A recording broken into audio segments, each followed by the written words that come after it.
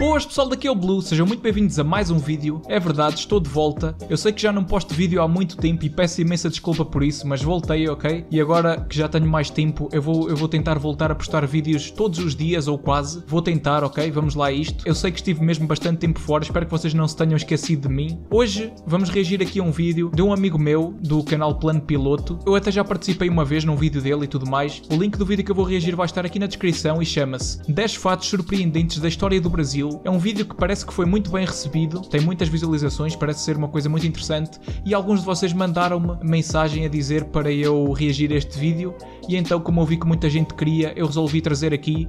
Desde já um grande abraço ao Plano Piloto. O link do vídeo que eu vou reagir vai estar aí na descrição e se vocês por acaso não viram e não conhecem o canal dele, o link vai estar aí na descrição, passem por lá, deem lá uma força, vocês não se vão arrepender, tenho a certeza. Ele faz vídeos muito interessantes mesmo e muito bem feitos. Enfim, vamos lá então aqui ao que importa, bora lá pessoal, vamos lá. 10 fatos surpreendentes da história do Brasil. Play. Alô, alô, YouTube! O Brasil é um grande país. Já vimos 10 fatos geográficos surpreendentes que nos fez olhar para a eu já reagi a este vídeo e é mesmo muito interessante. geografia com Mesmo. outros olhos. Agora vamos dar uma olhada no seu passado e ver 10 fatos surpreendentes da história do Brasil. Desde um europeu que já morava por aqui antes da descoberta, a diarreia que Dom Pedro I teve... Pera, como é que é? Pera, ok, já ouvi falar em diarreia, muito estranho, mas espera aí. Como assim? Já vivia um europeu antes dos descobrimentos? Eu não tenho noção nenhuma do que isto possa ser, mas vamos lá ver. Um europeu que já morava por aqui antes da descoberta, Estranho. a diarreia que Dom Pedro I teve quando proclamou a independência, a mulã brasileira, o presidente da República Negro e muito mais. Fique até o final e vamos lá. Ok, parece muito interessante.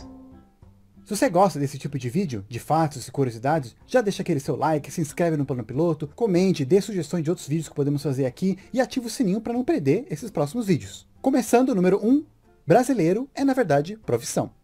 Quando pensamos nos adjetivos pátrios, dá para perceber que tem alguns padrões, por exemplo, francês, japonês, português ou peruano, angolano, coreano. É verdade. É verdade, eu por acaso já tinha pensado nisso. Eu uma vez estava a falar, já não sei com quem, eu estava a ter uma conversa qualquer, estava a falar sobre isso e eu lembro-me que perguntei qualquer coisa tipo: tu já pensaste que os nomes das nacionalidades terminam sempre em es ou em ano ou algo assim? E no Brasil é eiro, ou seja, eiro seria tipo aquilo que se adiciona às palavras no caso das profissões. Por exemplo, pedreiro e assim, estão a perceber? Ou seja, isso aí seria o que se adiciona às profissões, mas realmente não sei porque é que nós dizemos brasileiro. Ou seja, não sei, já estou meio confuso, não sei o que dizer, bora lá ver. Etc. Mas quando a gente fala de nós mesmos, nos chamamos de brasileiro e não brasiliano, como outras línguas fazem.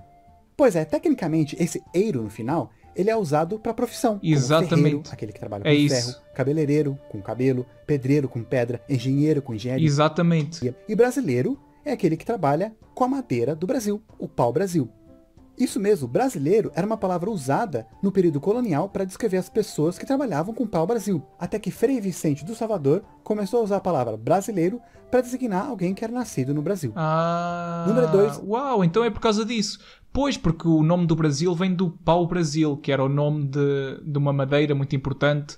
Agora tudo faz sentido, já percebi. Então é isso. Ok, agora finalmente esclareci esta minha dúvida. Eu já tinha esta dúvida há muito tempo. Eu às vezes, eu não sei porque, eu tenho o hábito de pensar assim e refletir sobre coisas aleatórias. E eu já tinha pensado nisto. Eu já uma vez questionei-me.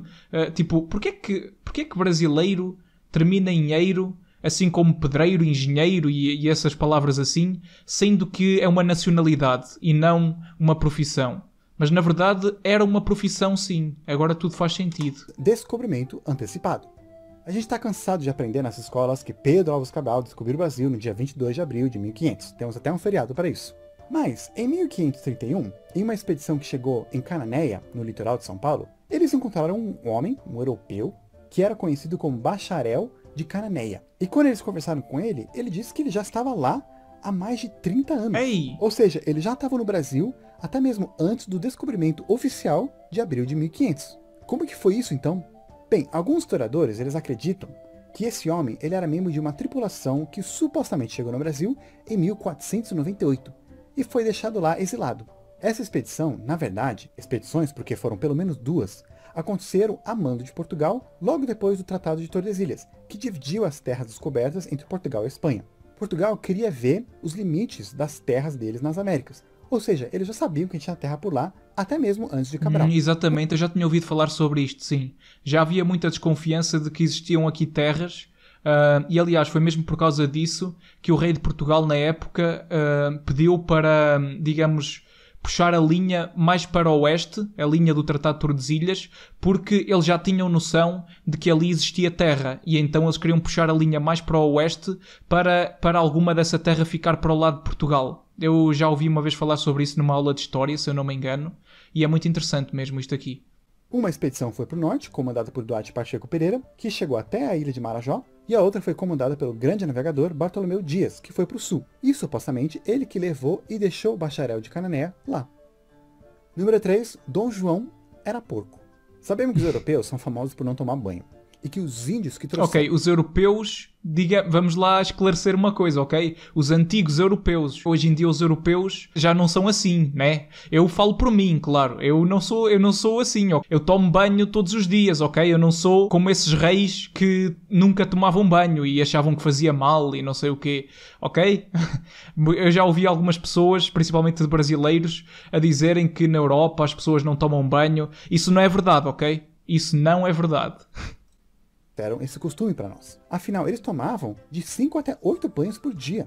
Além disso, eles também escovavam os dentes, os cabelos, ok, 5 a 8 banhos por dia talvez seja exagero, não? E se depilavam. Enquanto isso, os europeus tomavam 1 ou 2 banhos por ano. Essa mania do europeu não tomar banho foi algo que surgiu na Idade Média. Exato. Porque mais antigamente, os romanos e os gregos eles tomavam banho.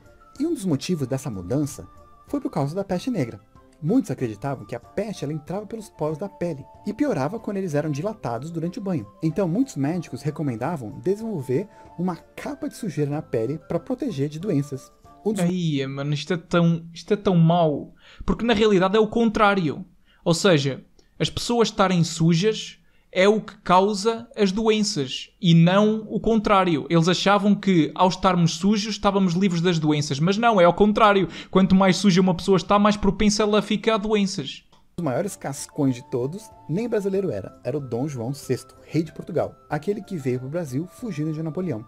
Dom João, ele meio que tinha fobia de água e não tem nenhum registro de que ele tenha tomado sequer um banho de corpo inteiro na vida toda. Ei. Por causa disso, ele vivia com problemas na pele, como micoses, principalmente nas partes íntimas. E toda hora ele estava se coçando, com aquela mesma mão que as pessoas depois beijavam. Quando ele estava no Rio de Janeiro, ele teve uma micose horrível na perna. E para tentar curar isso, eles fizeram uma cabaninha em cima do nível do mar, para ele poder se sentar e somente colocar as pernas dele na água, para ver se curava o negócio. Em contraste, seu filho, Dom Pedro I, tomava banho de mar direto. E falando nele, número 4, a mulher que declarou a independência.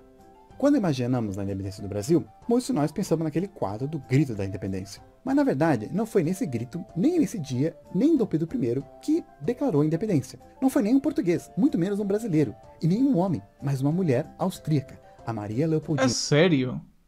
Este aqui está a mudar completamente tudo o que eu conheço sobre a história.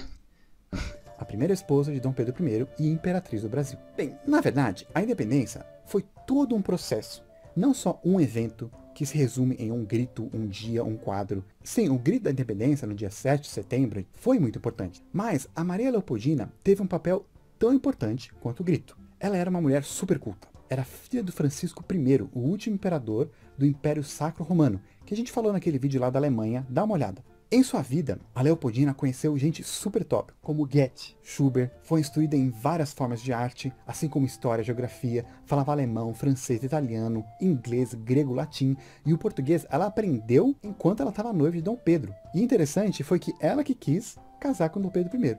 Aqui, ela foi muito querida pelos brasileiros. Uau, que mulher extraordinária!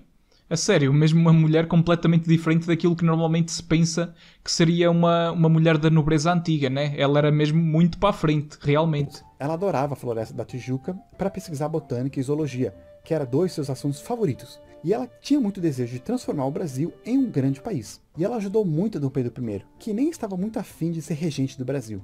Foi Leopoldina, junto com José Bonifácio, que convenceram Dom Pedro I a ficar no Brasil e não voltar para Portugal. Em 1822, Dom Pedro teve que ir lá para São Paulo para resolver uns problemas de rebelião por lá. E ele deixou a Leopoldina comandando tudo no Rio de Janeiro, como chefe do Conselho do Estado e princesa regente interina do Brasil.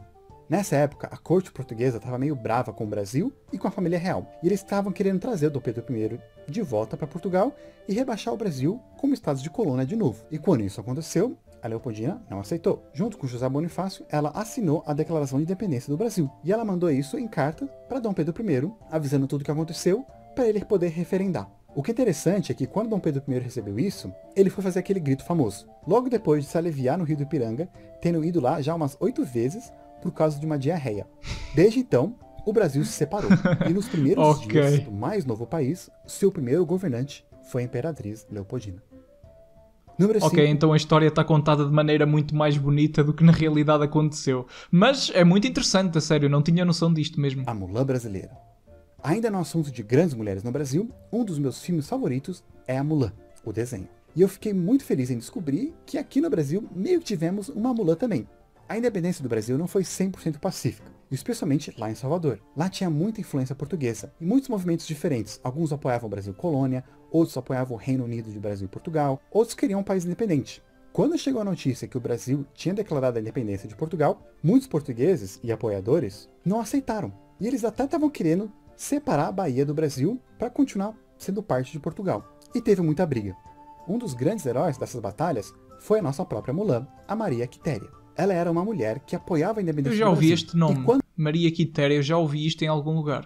Quando eles estavam recrutando pessoas para lutar e defender contra os portugueses, a Maria já quis se alistar, mas eles não deixaram ela.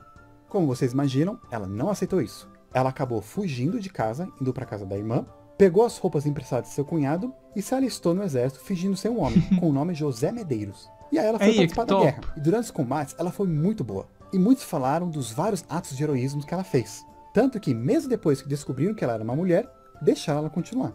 Ela foi até depois reconhecida pelos comandantes e também pelo próprio Dom Pedro I, que a nomeou Ordem de Cavaleiro Imperial. Essa Maria era muito boa. Até merece o status de princesa da Disney. É sério, que top! É sério, que personagem importante da história. Eu não sei como é que isto não é mais falado. Eu já tinha ouvido falar este nome, mas sinceramente eu não sabia do que era, mas agora já percebi. O primeiro presidente negro do Brasil. Pois é, o Brasil já teve um presidente negro, que foi o 7º presidente do Brasil, na época da República Velha. Muitos historiadores dizem que tem outros presidentes que eles escondiam suas origens africanas, mas Nilo Peçanha tinha uma origem mais forte e mais aparente. Mas o próprio Peçanha e muitos de sua família depois não assumiram isso, provavelmente por causa do clima de racismo que era muito mais forte naquela época. Sua família não era rica não, seu pai era conhecido como Sebastião da Padaria. Peçanha se formou em Direito, e quando ele se casou, sua esposa teve que fugir de casa porque os pais dela não aceitavam de jeito nenhum a origem do seu novo marido. Que triste. Ele se filiou ao Partido Republicano Fluminense, lutou por causas abolicionistas e apoiou o golpe militar republicano de 1889. Ele foi eleito deputado federal pelo Rio de Janeiro, presidente do Rio de Janeiro, senador e também concorreu como vice do Afonso Pena. E os dois ganharam as eleições presidenciais com uma diferença muito grande de seus oponentes. Afonso Pena morreu e Nilo Peçanha assumiu então a presidência, se tornando então o primeiro presidente negro do Brasil. Ele também foi o primeiro presidente popular e populista aqui do Brasil. Muitas pessoas de várias classes gostavam dele. E ele foi até o primeiro a criar um movimento personalista. Número 7. Muito interessante, a sério, muito interessante mesmo. Eu não sei porquê, mas eu quando ouço falar em Peçanha, lembro-me de um personagem muito famoso nos sketches da Porta dos Fundos.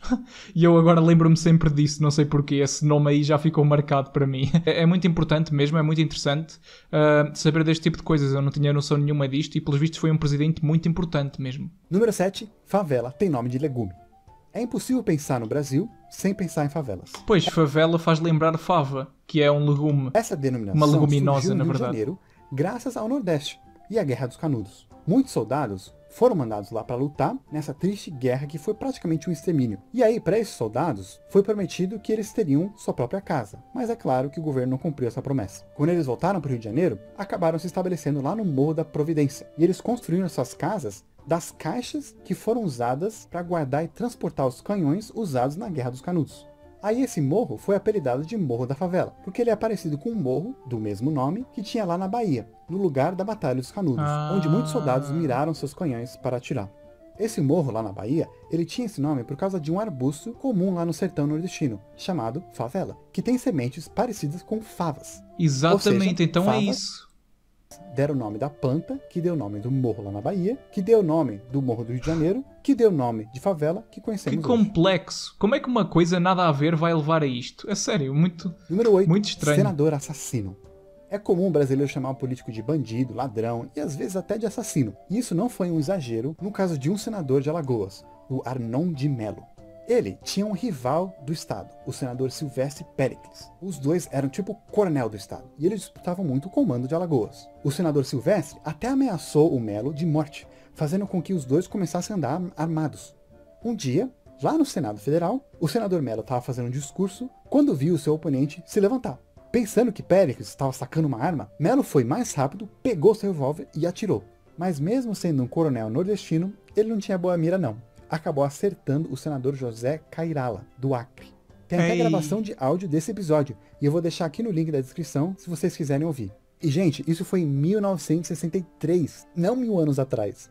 E apesar do assassinato e as trocas de ameaças, os dois senadores, tanto Melo quanto Péricles, foram absolvidos pelo Supremo Tribunal Federal. Isto é muito triste. Como é que é possível? Como é que é possível haver um assassinato ali naquele lugar? Como é que pode ser? E eles são absolvidos e não acontece nada? Aí, meu, isto é tão triste, meu, tão injusto. Ele foi eleito senador mais 3 vezes depois. Como vocês devem imaginar, assim? Ele e sua família são grandes lá no Alagoas. Aliás, ele é o pai de um presidente do Brasil, que é o atual senador de Alagoas, que ficou mais conhecido pelo seu sobrenome materno. Número 9, família Silva. Muito estranho, a sério. Realmente há certas coisas que revoltam-me imenso, a sério. Isto aqui é pura corrupção, porque isto nunca aconteceria com nenhuma outra pessoa. Este tipo de coisas, de ser absolvido assim facilmente, só acontece com pessoas muito poderosas. É muito injusto.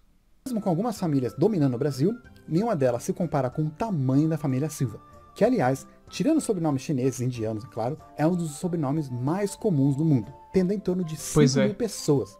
Eu conheço muita gente que tem sobrenome Silva. Eu não tenho, mas eu conheço muita gente com esse sobrenome. E são pessoas que não são da mesma família, mas todas elas têm esse sobrenome. É mesmo muito comum. Aleatoriamente 10 brasileiros, é muito provável que pelo menos um deles seja um Silva.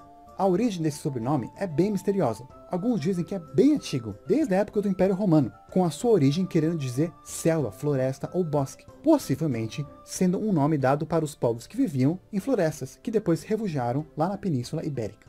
Um Silva bem antigo foi um nobre que servia a Casa de Leão, lá no começo de Portugal e Espanha. E o primeiro Silva a chegar no Brasil foi Pedro da Silva. Aí desde então, esse nome se espalhou muito. Muitos dos novos Silvas que surgiram eram pessoas que antes não tinham sobrenome, como escravos e índios, ou pessoas que queriam mudar o seu sobrenome para fugir de perseguição ou começar uma nova vida no Brasil. Mas até hoje ninguém sabe por que da Silva foi o sobrenome mais favorito de todos e mais escolhido. Ele foi tão usado que não se pode dizer que ele é mais comum entre ex-escravos, ou índios, ou judeus, ou portugueses, etc. É basicamente de todos. É uma das melhores representações do que o brasileiro é hoje, uma mistura de povos diferentes, desde o alto escalão até o mais baixo, e de todas as etnias.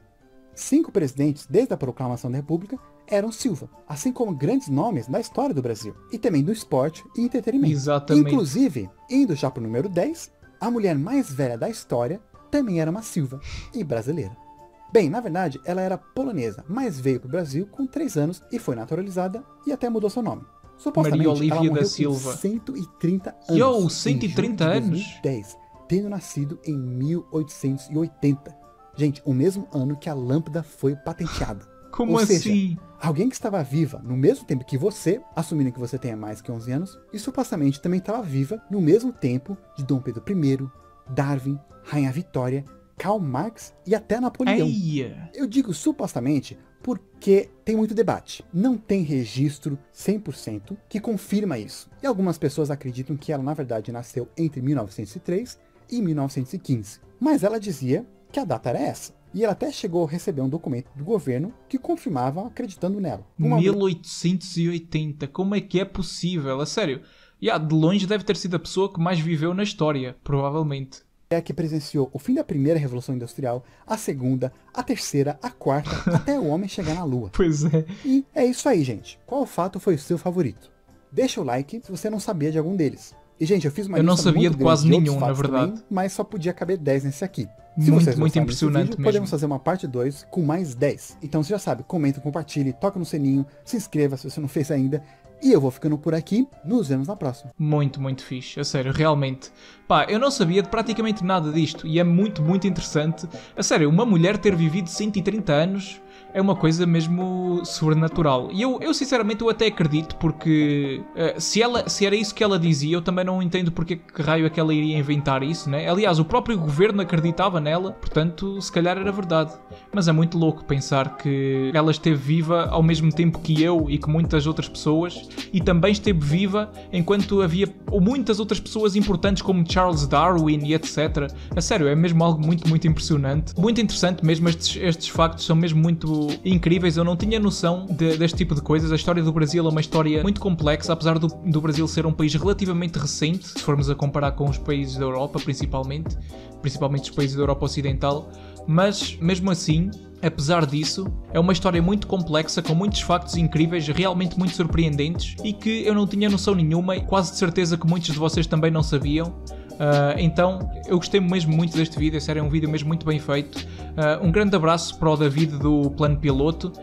O link do vídeo dele vai estar aí na descrição. Passem por lá, deem lá uma força, apoiem os youtubers que fazem conteúdo de qualidade, isso é mesmo muito importante. E é isso, amigos. Muito obrigado a todos que acompanharam até aqui, muito obrigado mesmo. Eu sou o Blue e até ao próximo vídeo.